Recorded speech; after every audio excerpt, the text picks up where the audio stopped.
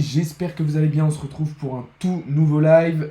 On va dans ce live analyser le marché puisque comme vous le voyez, voilà, ça saigne très très fort sur le marché des crypto-monnaies. On est dans le rouge total depuis ce matin. On est avec à peu près sur moins 5% sur Bitcoin et moins 10, moins 15% sur l'ensemble du marché. Ça saigne donc très très fort. Donc au programme du live, voilà une première partie où on va analyser un petit peu le marché, on va passer en revue un certain nombre de crypto-monnaies pour voir un petit peu ce qui est en train de se passer et tout simplement qu'est-ce qu'on va pouvoir faire, comment on va s'adapter à cette situation.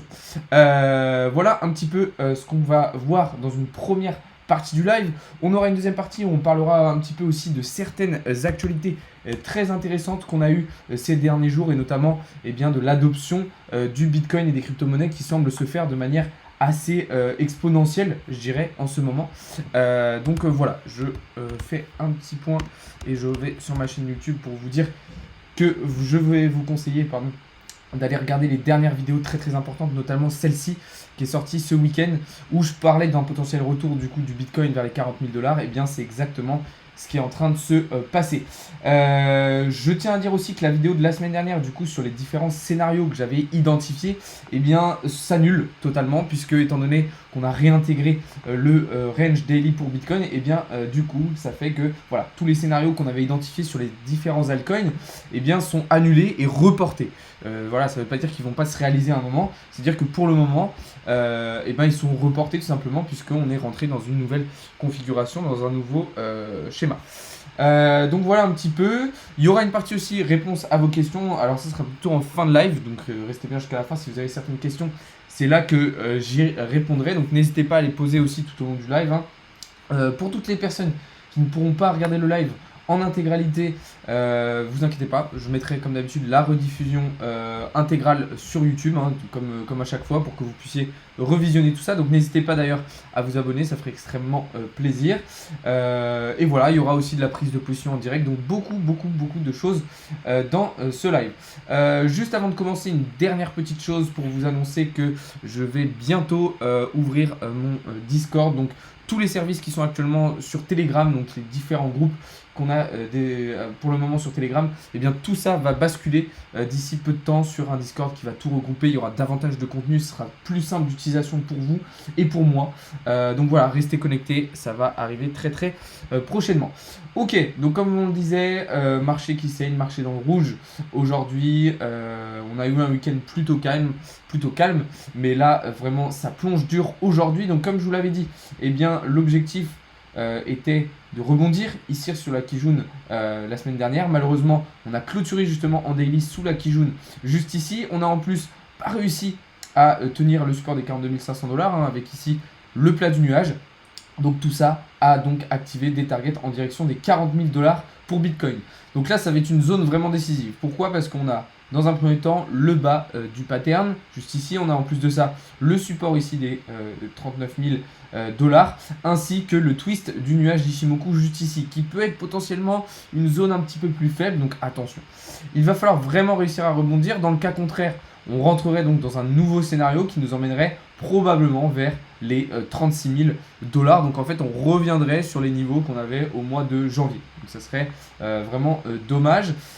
Personnellement, je reste confiant et je pense qu'on va réussir à tenir ce niveau des 40 000 $. C'est vraiment essentiel. Et donc l'objectif, une fois qu'on aura rebondi, ce sera le chemin inverse. Revenir sur le haut du range, recasser ce range par le haut et puis ensuite l'objectif, comme vous le savez, sera les 55 000 $. Mais là, on en est bien loin. Donc déjà, voilà, il faut s'attendre à voir l'intégralité du marché continuer à descendre en direction des 39 500 $ dans les prochains jours. Donc voilà un petit peu la situation sur Bitcoin. Et évidemment, comme vous le savez, Bitcoin plonge, donc l'ensemble du marché corrige lui aussi, malgré qu'on ait une dominance du Bitcoin qui est assez faible, 40%, c'est pas énorme, mais on a quand même l'ensemble du marché qui suit un petit peu tout ça. Justement, en parlant de la dominance du Bitcoin assez faible, c'est la raison pour laquelle personnellement je regarde attentivement ce que fait Ethereum depuis maintenant quelques jours. Alors hormis aujourd'hui, je trouvais qu'il subissait un petit peu moins la correction que Bitcoin. Là aujourd'hui ça plonge quand même très dur. Pourquoi je regarde attentivement Ethereum ?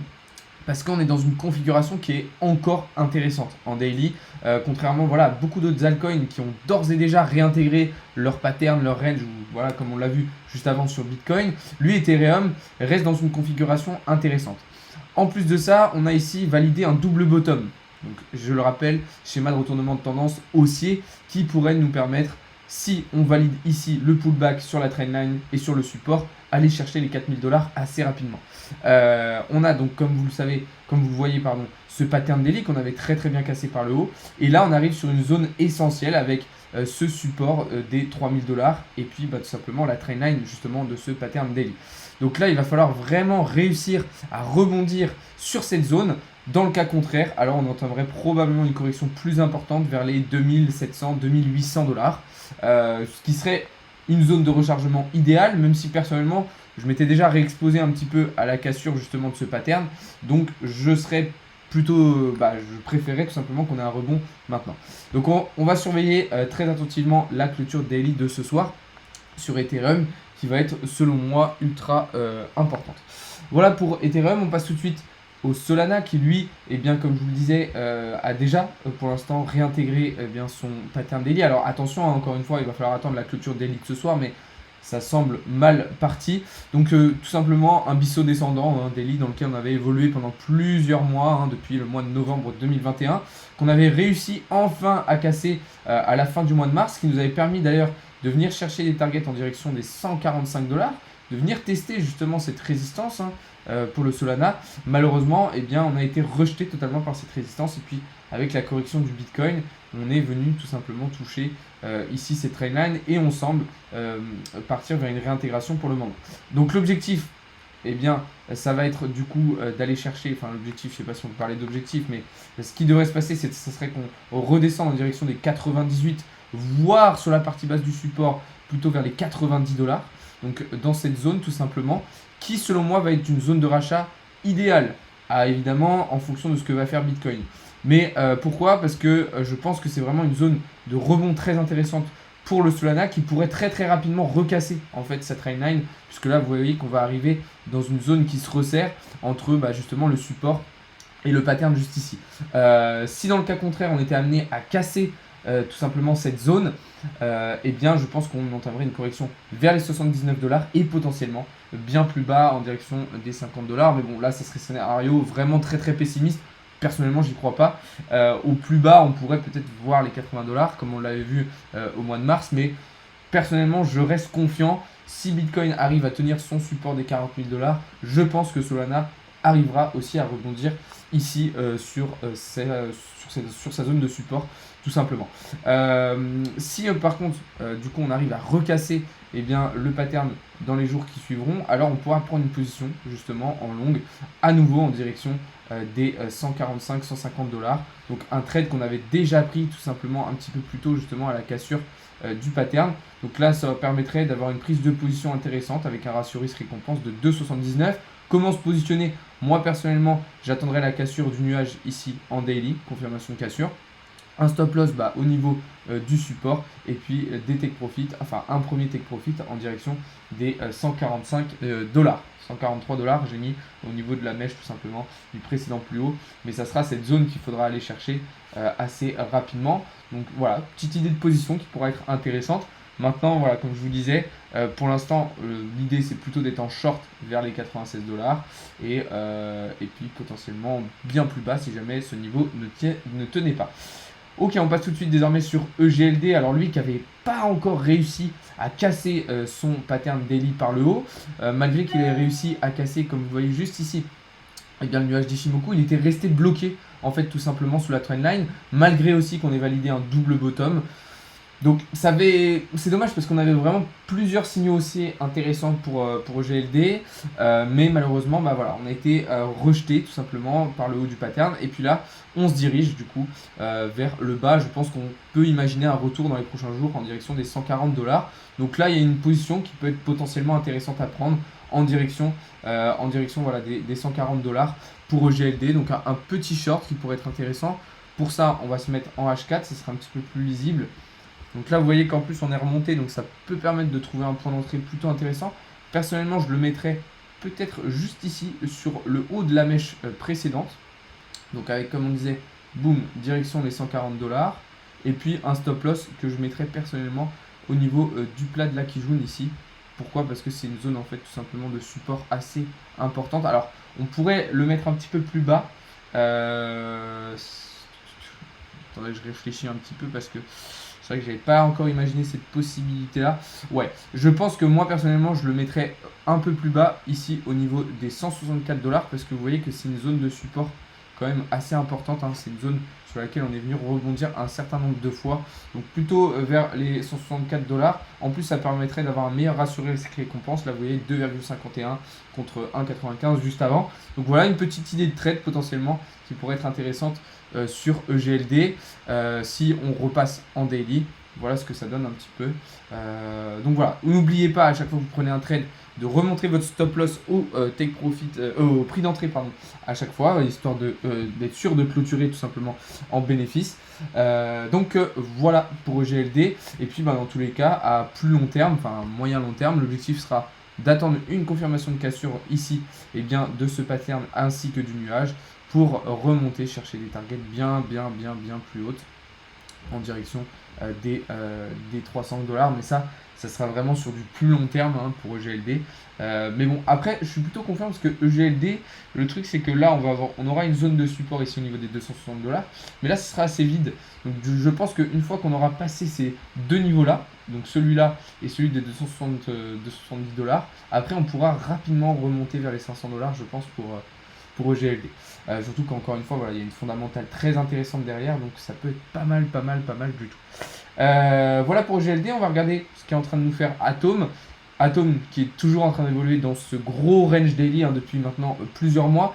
Le petit bémol, c'est que là, on est repassé sous cette trendline malheureusement pour l'Atom hein, qui avait bien réussi à la casser d'ailleurs il y a quelques jours à la fin du mois de mars. Malheureusement, on avait été rejeté et bloqué ici par le nuage d'Ishimoku qui a fait résistance. Hein. Je vous le dis souvent, hein, le nuage d'Ishimoku il est très important. Là, c'est vraiment flagrant. On a vraiment été rejeté par le nuage qui nous a renvoyé du coup directement sur la trendline, tout simplement sur cette trendline. Et puis là, vous voyez qu'aujourd'hui, on semble repasser en dessous. Donc clairement, l'objectif, ça va être de venir chercher le bas du range, selon moi, dans les jours à venir. Donc en direction des 22 $. Donc là, pareil, potentiellement un short qui pourrait être intéressant sur Atom en direction des 22 $. Même chose que tout à l'heure, on va se positionner sur le haut de la mèche précédente. Et puis un stop loss assez serré cette fois-ci. Hein. Moi, je le mettrais vraiment juste au niveau de la trendline, puisque si on remonte et qu'on recasse cette trendline par le haut, alors le scénario s'annulerait totalement. Et puis, voilà, comme je vous le disais, en direction des 22 $. Très intéressant. Ça permettrait d'avoir un ratio risque-récompense très intéressant. Maintenant, petit bémol au niveau du stop loss.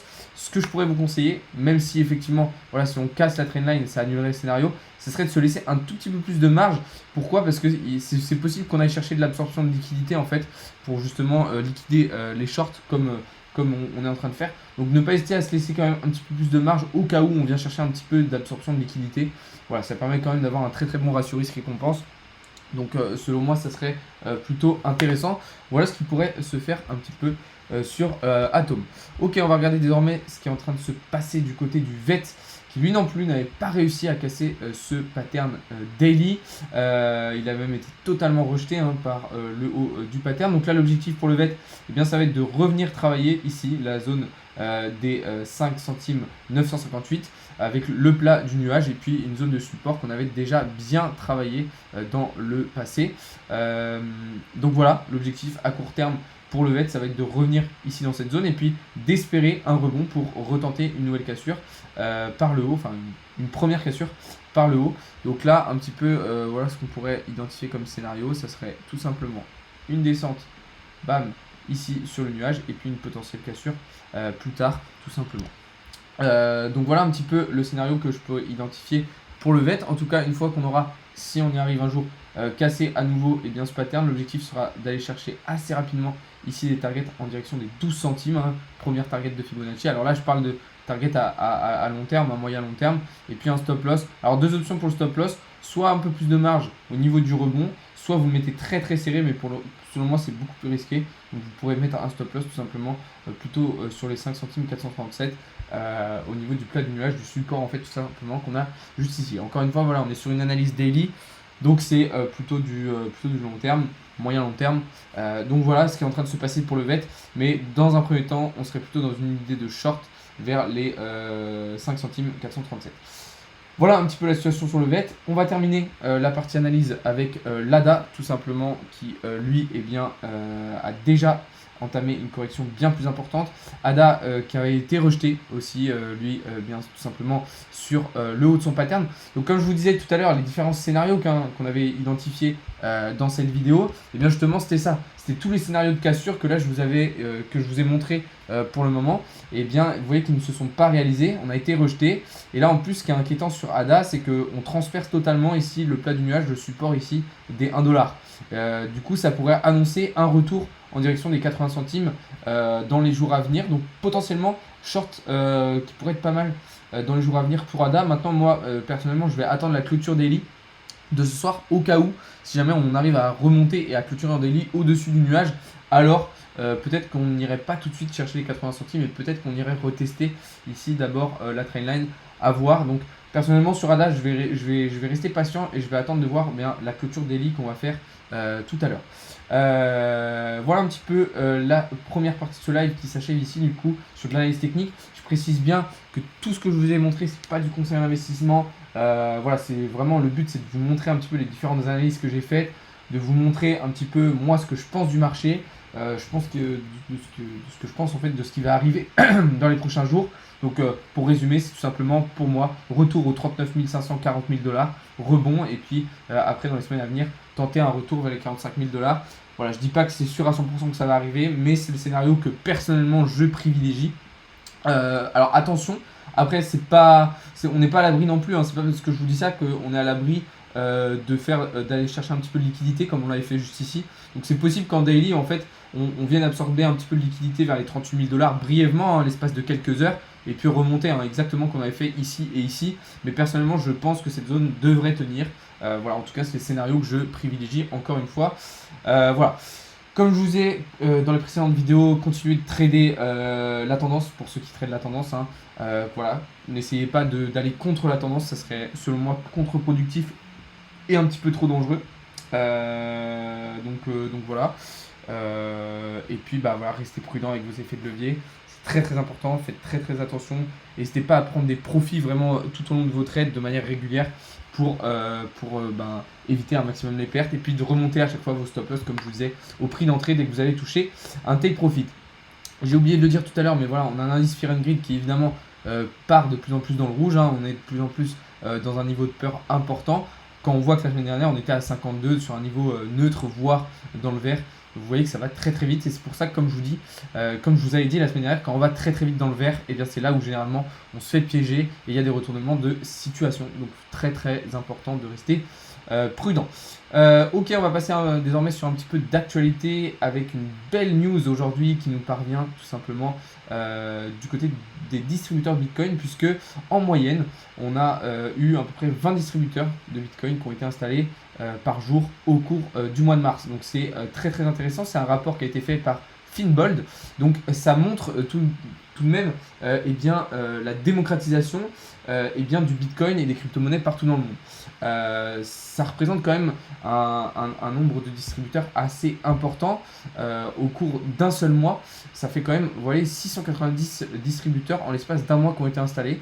Aujourd'hui, on est sur un total de quasiment 37 000 distributeurs partout dans le monde et c'est un chiffre qui fait que d'exploser, qui fait que de grimper. Vous voyez, hein, on a ici la petite courbe qui nous le montre d'ailleurs très très bien. Donc ça montre vraiment, c'est l'exemple et l'argument parfait pour mettre en évidence la démocratisation, l'adoption des crypto-monnaies et du Bitcoin partout dans le monde. Alors nous par contre, en France on est à la ramasse totale, hein. Je crois qu'en France on a seulement on en a 9 et encore je suis même pas sûr. De toute façon, comme vous le voyez, la répartition est très très inégale hein, de ces distributeurs dans le monde. Vous voyez que par exemple en Espagne il y en a énormément alors qu'on en a des pays comme justement la France qui est très très loin, puisqu'on a, je vous dis, on n'en a même pas 10, hein, je crois même 9, je crois que c'est même beaucoup. Bon, évidemment, on a les États-Unis et le Canada qui sont bien loin devant, puisqu'on en aurait quasiment 32 000, donc quasiment la plupart en fait qui sont aux États-Unis, et puis à peu près 2400 au Canada. De toute façon, ce qu'il faut retenir, c'est que cette répartition inégale, elle n'est pas du tout surprenante puisque on a un monde qui est aujourd'hui un petit peu divisé du côté des crypto-monnaies avec certains pays en fait qui veulent vraiment s'ouvrir aux crypto-monnaies, les adopter et les démocratiser un maximum, et puis une autre partie du monde, d'autres pays qui veulent les interdire, qui veulent les brider un maximum. Donc c'est pour ça que cette répartition elle est un petit peu inégale, et puis c'est pour ça qu'on a des pays par exemple comme le Canada qui en ont énormément, et puis des pays comme la France où on est à la ramasse totale. Vous voyez, de toute façon, le monde aussi entre interdiction et autorisation, c'est l'exemple parfait ici avec les distributeurs de Bitcoin, mais globalement ça montre que d'un point de vue mondial, on est quand même sur une adoption qui se fait petit à petit, donc moi personnellement je trouve ça intéressant. Une autre news que je trouvais intéressante à vous partager, c'est Elon Musk qui finalement ne rejoindra pas le conseil d'administration de Twitter. Comme vous le savez, il a acheté 9,2% de Twitter la semaine dernière. Donc on pouvait s'attendre à ce qu'il rejoigne du coup, le conseil d'administration, mais il a refusé. Alors on ne sait pas pourquoi, mais Elon Musk a annoncé à Twitter qu'il ne rejoindrait pas le conseil d'administration. Personnellement, je trouve ça dommage. Pourquoi? Parce que on le sait, Elon Musk est un fervent défendeur des crypto-monnaies. Alors, même si Twitter est déjà plutôt bien ouvert aux crypto-monnaies et notamment aux NFT, je pense que Elon Musk aurait pu apporter quelque chose d'assez intéressant à Twitter du côté des crypto-monnaies. Et puis, ça aurait pu permettre à certaines justement crypto-monnaies de bien progresser. On pense notamment au Dogecoin, que Elon Musk suit particulièrement et aime le faire grimper quelques fois dans l'année. Donc petite news que je trouvais intéressante à vous partager. On arrive au terme de cette partie actualité. Juste, je voulais revenir sur ce que je vous ai dit au début de vidéo. Donc, comme je vous l'ai dit, les différents services qui existent aujourd'hui vont passer sur Discord. Alors, je sais pas, dites-moi d'ailleurs dans le chat là, des différents lives, est-ce que vous utilisez Discord? Est-ce que vous connaissez Discord? Je pense que oui, mais est-ce que vous utilisez Discord ou pas? Est-ce que vous pensez que ce serait intéressant et productif que je bascule tous mes services sur Discord? Je le fais dans un souci de praticité, à la fois pour vous et pour moi. Pour vous, parce que du coup, ça va vous permettre de retrouver l'intégralité de ces offres dans un seul et même endroit. Ce sera plus simple d'utilisation. Vous aurez en plus des espaces de discussion. Il y aura la possibilité de faire des conférences en visio, etc. avec vous. Faut savoir aussi que, je vous l'expliquerai en détail, mais dans le Discord, il y aura des personnes qui viendront intervenir au fur et à mesure, que sur la partie bourse, la partie crypto, la partie fiscalité, la partie minage, la partie NFT. Donc ça va être vraiment quelque chose de complet. Donc dites-moi dans le live si vous trouvez que c'est une bonne idée. Et puis voilà. Alors j'espère que vous arriverez à quitter Telegram pour venir me suivre sur Discord, ça ferait extrêmement plaisir. Ok, on arrive au terme de ce live. Alors pour ceux qui sont sur le live TikTok, ne bougez pas, je vais vous prendre juste après. Je vais clôturer le live Twitch et l'enregistrement de la vidéo. Dans tous les cas, pour ceux qui n'ont pas pu suivre l'intégralité jusqu'à maintenant du live, je vous invite à aller sur YouTube juste après puisque je vous mettrai la rediffusion. Donc je vous invite à aller voir ça. Et puis pour tous les autres, je vous souhaite une très très bonne soirée. Pour ceux qui ne resteraient pas sur TikTok, je vous souhaite une très très bonne soirée. Et on va se retrouver dès demain matin pour davantage de contenu, davantage d'analyse comme d'habitude. Donc salut à tous, c'était Alex de Crypto Learning.